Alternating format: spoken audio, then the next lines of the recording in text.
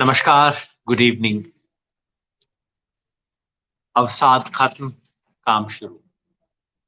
कभी कभी ऐसा लगता है ना कि दुख भी एक लग्जरी है। बैठ के अफसोस करना, दुख करना, स्मृति को याद करना, संजोना, उसका भी वक्त नहीं। कल स्मृति सभा हुई और आज सुबह से काम शुरू। सुबह से मीटिंग शुरू। यहाँ सिंगू बॉर्डर में सुबह एक मीटिंग थी, दोपहर को सब लोग मिले और बैठ के फैसला हुआ। फैसला हुआ सरकार की उस चिट्ठी को जवाब देने। 3 दिन पहले मैंने आपको सरकार की चिट्ठी के बारे में बताया था। सरकार धनाधन चिट्ठियां लिख रही है। चिट्ठियां अलग अलग तरह की होती हैं। कुछ चिट्ठियां इसलिए लिखी जाती हैं कि जो व्यक्ति है जिसके नाम चिट्ठी लिखी जा रही है वो पढ़े। कुछ चिट्ठियां इसके लिए लिखी जाती हैं वो व्यक्ति नहीं, कोई और उसको पढ़े। और कुछ चिट्ठियां इसके लिए लिखी जाती हैं कि जीवित कोई व्यक्ति ना पढ़े, उसको 50 साल बाद पढ़ा जाए। सरकार धनाधन चिट्ठियां लिख रही थी। चिट्ठियां हमारे लिए नहीं थी। चिट्ठियां भेजी किसान संगठन को जा रही हैं।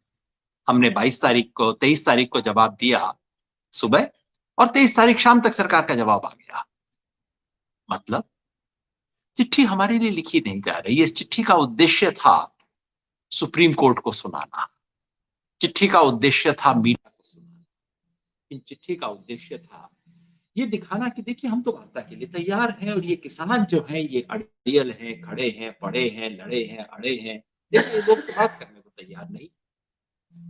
तो ये सब एक तरह से एक पब्लिक रिलेशंस एक्सरसाइज थी। पिछली चिट्ठी के बारे में मैंने आपको बताया था। चिट्ठी में लिखा था हम बात करने को तैयार हैं, आदर सम्मान के साथ हम बात करने को तैयार हैं, किसानों से बात करना हमारा फर्ज है, हम तो उसके लिए तैयार हैं। आप समय बताइए, आप तारीख बताइए, आप मुद्दे बताइए, हम बात करने को तैयार हैं। और सरकार सोच रही थी कि देखिए अब फंसा है ना किसान, लेकिन जिसे कहते हैं 100 सुनार की एक लुहार की। तो आज किसानों ने भी जवाब दे दिया, क्योंकि पहली बार सरकार ने कहा था कि आप मुद्दे भी सुझाइए। सो हमने कहा ठीक है साहब, अब मुद्दा सुझा देते हैं। जब आप कह रहे हैं कि आप समय बताइए, तारीख बताइए, मुद्दा भी आप बता दीजिए, तो ठीक है फिर तो हम सेट कर देते हैं। अब तक क्या था, अब तक की चिट्ठियों में सरकार एजेंडा तय करती थी। सरकार कहती थी आप वार्ता के लिए आइए, एजेंडा तो सरकार बताएगी। इसलिए हमने कहा कि अगर आपने एजेंडा सेट करना है तो आप हमें लिखित में अपना प्रस्ताव भेजिए, ताकि हमें पता हो कि हम किस चीज पर बात करना चाहते हैं। वो सरकार बताने को तैयार नहीं थी। लेकिन इस बार सरकार ने कहा कि मुद्दे भी आप बता दीजिए। शायद चिट्ठी लिखते लिखते भूल गए कि क्या ऑफर कर रहे हैं। किसानों ने झप से गेंद लपक ली और कहा ठीक है हम बता देते हैं। तो आज किसानों की तरफ से चिट्ठी लिखी गई है, और चिट्ठी कहती है मोटे तौर पे ये कि बढ़िया है साहब, आपने स्वीकार कर लिया है, तो ऐसा करते हैं 29 तारीख को, 29 तारीख मंगलवार है, 29 तारीख को सुबह 11 बजे हम लोग मिलते हैं, और एजेंडा हम आपको बता देते हैं किस पे बातचीत होगी। तो बाकी सारी चिट्ठी आपको पढ़ के नहीं सुनाऊंगा, वो फेसबुक पे डाल देंगे। एजेंडा जो है, किसानों ने कहा है कि चूंकि आप कहते हैं कि सरकार किसानों की सुविधा और समय और किसानों द्वारा चुने मुद्दों पर वार्ता करने को तैयार है, इसलिए हम संयुक्त किसान मोर्चा की ओर से सभी संगठनों से बातचीत कर निम्नलिखित प्रस्ताव रख रहे हैं। प्रस्ताव यह है कि किसानों के प्रतिनिधियों और भारत सरकार के बीच अगली बैठक 29 दिसंबर 2020 को सुबह 11 बजे आयोजित की जाए। बैठक का एजेंडा निम्नलिखित और नीचे दिए क्रम में हो, इस सीक्वेंस में हो, क्योंकि मीटिंग में एजेंडा में लिखा जाता है कि किस किस विषय पे वार्ता होगी और उसका एक क्रम होता है। सो क्रम में सबसे पहला विषय क्या है, हम रख रहे हैं एजेंडा, 3 केंद्रीय कृषि कानूनों को रद्द या निरस्त करने के लिए अपनाए जाने वाली क्रियाविधि, मोडेलिटीज। मतलब क्या कह रहे हैं हम कि साहब इस पे अब चर्चा ना करें कि तीनों कानूनों को रद्द किया जाएगा या नहीं किया जाएगा। अब आइए इस पे चर्चा करते हैं कि रद्द कैसे किया जाएगा। कोई पूछ सकता है कि साहब ये भी कोई सवाल है? नहीं साहब, सवाल है बाकायदा। रद्द करने के, किसी कानून को रद्द या निरस्त करने के एक नहीं कई कानूनी तरीके हो सकते हैं। एक तरीका यह है कि संसद का अधिवेशन बुलाया जाए और संसद इन कानूनों को रद्द कर दे। एक और अधिक तरीका है कि संसद का अधिवेशन न बुलाएं, आप ऑर्डिनेंस जारी कर दें, उससे रद्द कर दें। तीसरा, चौथा, दो तीन और तरीके हैं, लेकिन मैं अभी नहीं बताऊंगा। सरकार को बताने दीजिए ना, थोड़ा मेहनत वो भी करें। तो तीन चार तरीके हैं। इनमें से कौन से तरीके से सरकार रद्द करना चाहती है, हम इस पे खुले तरीके से बात करने को तैयार हैं। दो तरीके मैंने बताए, दो और मेरे मन में हैं, लेकिन हो सकता है सरकार के मन में एक तो और कोई तरीके हो। खुले मन से बातचीत करेंगे, बिल्कुल उदार मन से। हो सकता है सरकार के पास कोई अच्छी बात बताने को हो। तो खुले मन, खुले दिमाग से और इसे सुलझाने की दृष्टि से अब बात करेंगे, तो हम सरकार से अनुरोध कर रहे हैं कि अब 6 महीने वाली चर्चा छोड़ दीजिए। रिपील होना है, नहीं होना है, बहुत हमने कह दिया और अब आपको शायद सुन भी गया होगा। तो रिपील कैसे हो, इस पे हम चर्चा करेंगे, एजेंडा नंबर 1। दूसरा एजेंडा, सभी किसानों और कृषि वस्तुओं के लिए राष्ट्रीय किसान आयोग द्वारा सुझाए गए लाभदायक एमएसपी की खरीद की कानूनी गारंटी देने की प्रक्रिया और प्रावधान। थोड़ा तकनीकी भाषा हो गई ना, मतलब ये कि एमएसपी की लीगल गारंटी कैसे दोगे आप, इसका क्या तरीका अपनाओगे। ये राष्ट्रीय कृषि आयोग का मतलब, ये वही स्वामीनाथन आयोग का ऑफिशियल नाम था, राष्ट्रीय कृषि आयोग। तो किसान कह रहे हैं कि चलिए अब इस पे बात नहीं करेंगे कि एमएसपी मिलनी चाहिए कि नहीं, इस पे बात नहीं करेंगे कि एमएसपी को कानूनी दर्जा देना चाहिए कि नहीं, ये तो हो गई, और खुद मोदी जी भी कह चुके थे 2011 में कि देना चाहिए। अब आइए इस पे हम बात करते हैं कि एमएसपी को कानूनी दर्जा देने का क्या मैकेनिज्म। आप पूछेंगे इसमें मैकेनिज्म की क्या बात है, 2 लाइन लिख दीजिए। नहीं नहीं साहब, इसके बहुत मैकेनिज्म हो सकते हैं। एक तरीका, कुछ साथी कहते हैं कि सरकार सभी की सभी फसलों को खरीदे, लेकिन दूसरी तरफ लोग कहते हैं कि भाई सरकार सारी फसलों को खरीद तो नहीं सकती। तो अगर सरकार खरीद नहीं सकती तो किसान को फिर एमएसपी कैसे दिलवाया जाए। कुछ लोग कहते हैं कि इसका कानून बना दीजिए कि व्यापारी एमएसपी से नीचे न खरीदे, खरीदेंगे तो उसको सजा मिलेगी। बहुत एक्सट्रीम सिचुएशन में आप कभी कभार इसका प्रयोग भी कर सकते हैं, लेकिन अगर आप आमतौर से इसका इस्तेमाल करेंगे तो व्यापारी खरीदना बंद कर देगा, घर बैठ जाएगा, कहेगा भैया मेरे को जेल नहीं जाना, मैं आपका कुछ खरीदूंगा नहीं। तो और क्या तरीके हो सकते हैं, और कई तरीके हो सकते हैं। एक तरीका होता है मार्केट इंटरवेंशन, यानी कि जिस फसल का दाम एमएसपी से नीचे गिरने लगे, सरकार उसमें इंटरवीन करे, सरकार खरीदे ताकि दाम ऊपर बढ़ेगा, और फिर ऊपर बढ़ने के बाद सरकार फिर पीछे हट जाए। इसे मार्केट इंटरवेंशन बोला जाता है। देश भर में, दुनिया भर में नीति है, भारत सरकार की भी है, लेकिन सरकार उसके लिए पैसा कुछ नहीं देती। तीसरा तरीका एक और है, जिसे बोलते हैं डेफिसिट पेमेंट, कि सरकार कहे कि मैं खरीदूंगी नहीं, सरकार ये कहे कि हम फसल को खरीदेंगे नहीं, लेकिन अगर आपको एमएसपी से नीचे मिला तो भरपाई आपकी हम कर देंगे। तो तीन चार तरीके तो मैंने बैठे बैठे बता दिए ना, और भी तरीके हो सकते हैं। सरकार इसका और कोई बेहतर तरीका हमारे सामने लेके आए और पूरी उदारता से, लचीलेपन से, इस स्पिरिट में कि थोड़ा हम भी सरकार से सीखेंगे, थोड़ा सरकार भी हमसे सीखेगी, लचीले तरीके से बात करेंगे। दूसरा ये एजेंडा। तो अब चर्चा इस पे नहीं होगी कि एमएसपी कानूनी अधिकार बने या नहीं, एमएसपी को कानूनी अधिकार कैसे बनाया जाए, उसके लिए क्या किसी एग्जिस्टिंग कानून में अमेंडमेंट किया जाए। बड़ी मजेदार बात यह है कि जो एनएफएसए है, राष्ट्रीय खाद्य कानून, खाद्य अधिकार कानून, खाद्य सुरक्षा अधिकार कानून, उसमें फसलों की प्रोक्योरमेंट का जिक्र है, हालांकि उसमें एमएसपी का जिक्र नहीं। क्या वहां पे सरकार इसको डालना चाहती है, या कि सरकार एक अलग से कानून लेके आए। इसके लिए सन 2018 में ऑल इंडिया किसान संघर्ष कोऑर्डिनेशन कमेटी की तरफ से एक कानून बना था। वो कानून आज भी उपलब्ध है और उसको हम फेसबुक पे आपके डाल देंगे ताकि आप उसको पढ़ सकते हैं। तो एक कानून ऑलरेडी बना हुआ है, लोकसभा में 2018 में पेश किया जा चुका है, लेकिन चर्चा ही नहीं हुई उसके ऊपर। तो क्या उस कानून का इस्तेमाल किया जाए, हम खुल के करने को तैयार हैं। हमारी तरफ से जिद नहीं है कि भाई जो हमने कानून बनाया आप इसी को मानो। बात करेंगे, जो सरकार कहेगी उसके ऊपर चर्चा कर लेंगे। तीसरा एजेंडा क्या है, राष्ट्रीय राजधानी क्षेत्र और आसपास के क्षेत्रों में वायु गुणवत्ता प्रबंधन के लिए आयोग अध्यादेश 2020 में ऐसे संशोधन जो अध्यादेश के दंड प्रावधानों को से किसान को बाहर करने के लिए जरूरी हैं। मामला टेक्निकल लगता होगा, सिंपल बात है। ये जो सरकार ने अभी अभी ऑर्डिनेंस निकाला है ना, कि दिल्ली और एनसीआर के इलाकों के अंदर पॉल्यूशन, एयर पॉल्यूशन को कंट्रोल करने के लिए, जिसके अंदर प्रावधान है कि किसान को भी, इंडस्ट्री को भी 1 करोड़ रुपए तक का जुर्माना लग सकता है। अब पूरा अध्यादेश क्या है, उसके हम पक्ष में विपक्ष में, वो सब अलग बात है, हमें उससे कोई मतलब नहीं है। किसान आंदोलन का एक ही मतलब है कि किसान पे जुर्माना लगाने का जो प्रावधान उसमें है वो हटाया जाना चाहिए। बाकी इंडस्ट्री का कैसे करना है उसके बारे में एक अलग चर्चा है, जिससे हमारा कोई मतलब नहीं। तो खुल के बात करेंगे, सरकार कहे कि इससे किसान को कैसे बचाया जा सकता है, जो सरकार कहे सुनेंगे, लचीले तरीके से बात करेंगे, बीच का रास्ता कोई ना कोई निकालेंगे इसमें। और आखिर में किसानों की हितों की रक्षा के लिए विद्युत संशोधन विधेयक 2020 के मसौदे में जरूरी बदलाव, इलेक्ट्रिसिटी बिल आ गया है, जिसमें सरकार कह रही है कि कोई क्रॉस सब्सिडी नहीं हो सकेगी, यानी कि आप किसान को सस्ता, इंडस्ट्री को महंगा, ऐसा काम नहीं कर सकते, जिसका मतलब है किसानों के लिए सस्ती मुफ्त बिजली इत्यादि बंद हो जाएगी। सो हम चाहते हैं कि इसके अंदर, हालांकि ये अभी कानून पास नहीं हुआ है, सिर्फ ड्राफ्ट है, मसौदा है, हम चाहते हैं इसी स्टेज के ऊपर इसके अंदर बदलाव आ जाए, ताकि बाद में हम फिर एक और नया आंदोलन ना करना पड़े। तो ये 4 मुद्दे किसानों ने एजेंडा अपना बता दिया है। तो सरकार कहती है आप जिस चाहो, जिस मुद्दे पे चाहो, जब चाहो बात करो।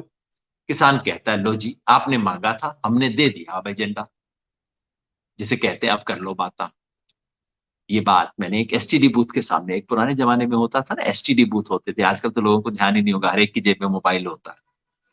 एसटीडी कॉल करने के लिए रात को 10 बजे के बाद रेट ज्यादा हो जाते थे कि अच्छा 10 बज गए अब वहां करते हैं, तो एक एसटीडी बूथ के ऊपर लिखा हुआ था।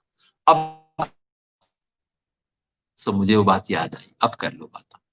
अब किसान, हमने कर दिया एजेंडा।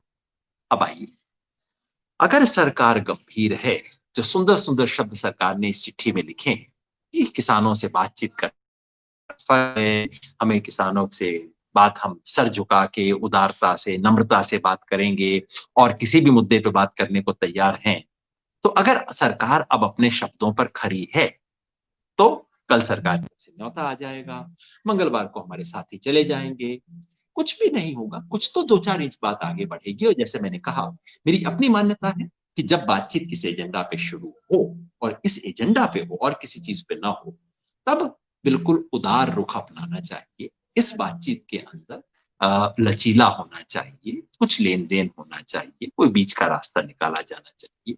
बीच के रास्ते के खिलाफ हम नहीं है, मगर अब तक क्या था, सरकार सवाल ही दूसरे कह रही थी कि संशोधन कौन से होने चाहिए, तो हमारा सवाल ही नहीं है। सही सवाल पे बात कीजिए। बिल्कुल हम चाहते हैं ये मुद्दा जल्द से जल्द सुलझे। तो अब गेंद सरकार के पाले में है। अगर सरकार इस आंदोलन को खत्म करना चाहती है, और हम चाहते हैं, कोई यहाँ रिकॉर्ड बनाने थोड़ी आए, लंबा आंदोलन करने का, दिल्ली की सर्दी झेलने थोड़ी आए हैं, कुतुब मीनार देखने थोड़ी आए, बात करके सुलझा के वापस घर जाने के लिए आए। तो अगर सरकार चाहती है, अगर सरकार अपने शब्दों के प्रति गंभीर है, अगर सरकार इस वादे के प्रति गंभीर है कि आप जिस मुद्दे पे जब चर्चा करना चाहें आप आइए, तो सरकार स्वीकार कर लेगी। और जैसा मैंने कहा, मेरे जैसे लोग पूरी कोशिश करेंगे कि ये बातचीत सौहार्द में हो, लचीले तरीके से हो, कोई कड़ा रुख ना अपनाया जाए, किसी बात पे अड़ा ना जाए। सरकार भी कुछ कहे, उसकी बात को सोचने मानने के पक्ष में मैं तो हूं, पर अगर सवाल वही हो, एजेंडा वही हो जो हमने तय किया है। और अगर नहीं, अगर सरकार कहती है कल सुबह तक, क्योंकि चिट्ठियों का आदान प्रदान बड़ा तेजी से होता है, सरकार बैठ के शायद सिर्फ चिट्ठियां ही लिख रही है आजकल, अगर सरकार कल तक कह देती है कि नहीं ये एजेंडा तो हमें मान्य नहीं है, आप आइए, बिना शर्त आइए, बिना एजेंडा के आइए, तो फिर हम कहेंगे साहब, इसका मतलब आपको भी समझ आ जाएगा कि वो जो सारी बातें थी ना, कि किसी भी मुद्दे पे बात करने को तैयार हैं, खुले मन से बात करने को तैयार हैं, वो शायद बातें सिर्फ कहने को थी, वास्तव में नहीं। अभी से मैं कहना नहीं चाहता कि क्या होगा, जो होगा आपकी आंख के सामने आ जाएगा, लेकिन हम सिर्फ सरकार के जवाब का इंतजार नहीं कर रहे। आज की बैठक में किसानों ने तय किया कि आंदोलन आगे बढ़ेगा। आंदोलन की आगे की जितने भी रूपरेखा अगले 5-7 दिन तक की तय हो गई है। पहले फैसला किया गया था, अब तक 2-3 फैसले हो चुके हैं जो चल रहे हैं। एक फैसला तो ये कि बीजेपी के जितने भी सहयोगी हैं एनडीए के, उनको चिट्ठियां दी जाएंगी, उन पे दबाव दिया जाएगा। और कम से कम आज ऐसा लगता है एक क्रैक तो हुआ है। राजस्थान में बीजेपी के सहयोगी हनुमान बेनीवाल, जो स्वयं किसान नेता हैं, वो हमारे शाहजहां वाले मोर्चे पे अपने सहयोगियों को, मैंने सुना है कोई 1000 के करीब सहयोगियों को लेके वहां पे आ गए हैं। स्वागत है उनका। और मैंने आज सुना है, अभी तक कंफर्म नहीं है, बात ये कंफर्म हो गई है कि उन्होंने एनडीए को छोड़ दिया है। छोड़ दिया, हमारे सहयोगी बता रहे हैं उन्होंने एनडीए को छोड़ दिया है। हनुमान जी राजस्थान के किसानों के एक बड़े नेता रहे हैं, एमएलए थे, सांसद बने एनडीए के सहयोग, बीजेपी के सहयोग से एनडीए में। पिछले 3-4 हफ्ते से कह रहे थे कि मेरी कृषि मंत्री से बात हुई है, उनको एक हफ्ता दिया है, फिर दोबारा एक हफ्ता दिया, फिर शायद तीसरी बार एक हफ्ता दिया, और आज हनुमान बेनीवाल वहां आके बैठ गए हैं और उन्होंने एनडीए छोड़ने का ऐलान कर दिया है। अकालियों के बाद दूसरा विकेट, मैं सोच रहा था हरियाणा में गिरेगा, लेकिन दूसरा विकेट राजस्थान में गिर गया। बधाई हो राजस्थान वालों को। तो प्रोग्राम ये है कि एनडीए के जितने भी एलाइज हैं वहां उनके साथ मोर्चा चलता रहे, उनके बारे में प्रोटेस्ट चलता रहे, उनको चिट्ठियां दी जाए, उनको कहा जाए कि चुन लो कुर्सी या किसान। दूसरा कार्यक्रम जो चल रहा है वो ये है कि अंबानी और अडानी, इनके जो भी प्रोडक्ट्स हैं, अंबानी का जियो, अडानी का फॉर्च्यून वाला जो तेल है, इन प्रोडक्ट्स को आइडेंटिफाई किया, बाकी सभी प्रोडक्ट्स हैं, इनका बायकॉट किया जाए। मैं एक बात स्पष्ट कर दूं, हमारी तरफ से ये कॉल बिल्कुल नहीं है कि इनके किसी स्टोर को, इनकी किसी फैसिलिटी को नुकसान पहुंचाया जाए। मैं हाथ जोड़ के निवेदन करना चाहता हूं, ये आंदोलन तब तक सफल रहेगा जब तक अहिंसक होगा। हम लोगों को बायकॉट के लिए कहें, गांधी जी कहते थे बायकॉट की, पिकेटिंग तक किया गांधी जी ने, लेकिन जबरदस्ती किसी चीज को नुकसान पहुंचाना और उससे इनको नुकसान करना, कंपनियों को नुकसान होगा, लोग जियो का फोन कर पाएंगे क्योंकि टावर डाउन हो जाएगी ना, ये तो कमजोरी का लक्षण है। एक मजबूत आंदोलन में तो हमारी शक्ति होनी चाहिए कि हम लोगों को परसुएट कर सके कि आप जियो का छोड़िए, फॉर्च्यून का तेल घी का इस्तेमाल न कीजिए। तो ये कार्यक्रम चलता रहेगा। आज कुछ नए कार्यक्रमों की घोषणा की गई है। याद रखिए, कल 27 तारीख को मन की बात में जब प्रधानमंत्री एक तरफा अपने मन की बात फिर शुरू करेंगे, तो किसान थालियां बजाएंगे, बैंड नगाड़ा जो भी आपके हाथ में आता है बजाएंगे, ताकि वो प्रदूषण जो है हमारे कान में ना पहुंचे। 11 बजे प्रधानमंत्री आमतौर पर शुरू करते हैं मन की बात, तो जब मन की बात करें तो किसान थाली बजाएंगे। और नए कार्यक्रम जो आज घोषित हुए हैं वो ये कि हरियाणा में 25, 26, 27 को जो तारीख को जितने भी टोल प्लाजा खोले गए थे, यानी कि टोल को फ्री, तो अब का फैसला हुआ है। दूसरा फैसला, 27 और 28 तारीख को शहादत समागम पंजाब में लगता है, क्योंकि गुरु तेग बहादुर जी के 4 बच्चों की जो शहादत है उसको याद करते हुए पंजाब में किया जाता है। लेकिन याद रखिए, वो केवल गुरु गोविंद सिंह के बच्चों की शहादत का नहीं है, साथ में वो सांप्रदायिक सद्भावना का भी प्रतीक है, क्योंकि मलेरकोटला के उस समय के राजा ने उनका समर्थन किया, साथ दिया, और उनके लिए टोडरमल ने भी उनका साथ दिया। तो एक तरह से हिंदू मुस्लिम सिख एकता का प्रतीक भी है ये समय। ये इसको 27 और 28 तारीख को शहादत दिवस के रूप में मनाया जाएगा। इससे उधम सिंह का जन्म दिवस भी जुड़ा हुआ है, तो सबको जोड़ते हुए शहीदी समारोह किया जाएगा जहां पे आंदोलन।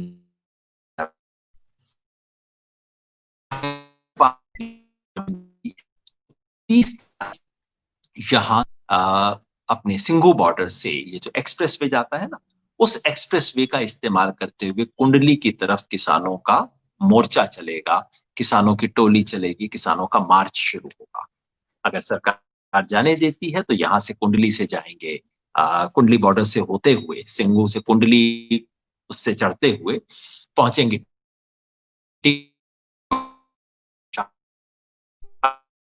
अगर सरकार फैसला लेंगे वहीं रुक जाएंगे। 30 तारीख का ये कार्यक्रम। 30 तारीख नए साल, हम सब ये किसान के साथ आप नया साल बिताएंगे, तो चाहे तो 31 तारीख की रात 12 बजे, नहीं तो 1 तारीख को पूरा दिन, 1 तारीख को पूरे दिन मोर्चे में दिल्ली के लोग आमंत्रित हैं। और देश के तमाम लोगों से अपील है, जहां आप किसान के पास जाए, किसान के साथ कीजिए, नया वर्ष किसानों का वर्ष हो, खुशहाली का वर्ष हो, देश के लिए एक बेहतर वर्ष हो, इसकी कामना हम किसानों के साथ करें। किसान आपके लिए लंगर आयोजित करेंगे, जो रोटी खाते हैं आपके साथ भी बांटेंगे। हम सब मिले ये अपील करेंगे और 1 तारीख को एक बड़े फैसले की घोषणा भी करेंगे, अगर तब तक सरकार इस वार्ता को ठीक दिशा में नहीं ले जा पाती है। अगर होता है तो क्या बढ़िया। 2020 में वैसे भी बहुत कष्ट आए हैं, बहुत दुख झेले हैं दुनिया ने, देश में। उस सब की समाप्ति, और ये वर्ष है जिसकी समाप्ति की दुनिया बड़ी बेताबी से इंतजार कर रही है। तो 2020 समाप्त हो, नया साल ठीक ढंग से शुरू हो, किसानों का मुद्दा सुलझ जाए तो बहुत बढ़िया। नहीं तो 1 तारीख 2000